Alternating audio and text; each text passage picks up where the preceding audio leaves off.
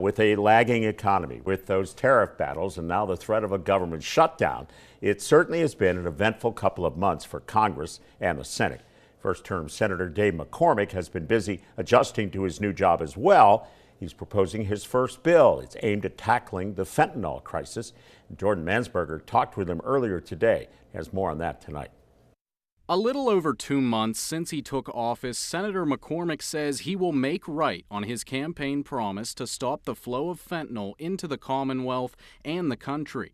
The drug killed over 4,000 Pennsylvanians last year and over 200 Americans each day. But in Vietnam, 8 years of fighting, 50,000 Americans were killed. 50,000. In the America last year, 100,000.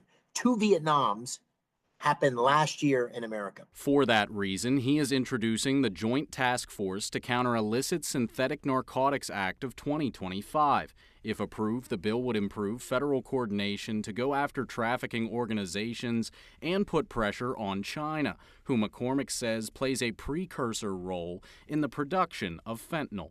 And it starts with China. These pre-factor fentanyl ingredients they manufacture. The Biden administration was completely failed at dealing with that, and President Trump's taken that head on. The bill is receiving significant bipartisan support in the House, with 3 Republicans and 4 Democrats supporting it.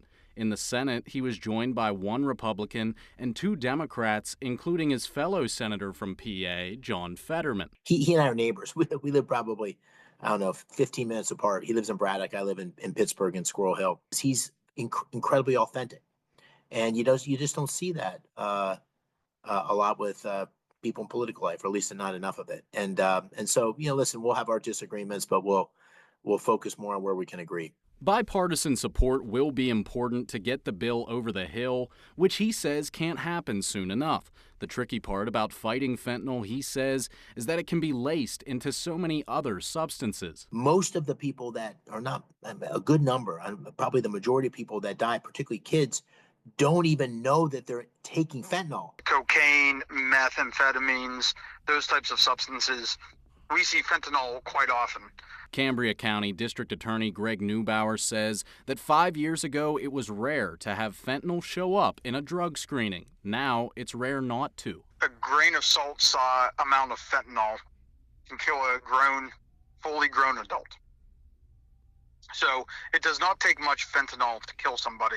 Neubauer says that they have made great strides already with more coordination with the FBI and other law enforcement agencies, but says it will take more than just catching drug dealers to stop it. We have to work on the demand side, and we have to continue our work on the supply side. And treat this like the horrible scourge that it is. Reporting for WTAJ News, I'm Jordan Mansberger.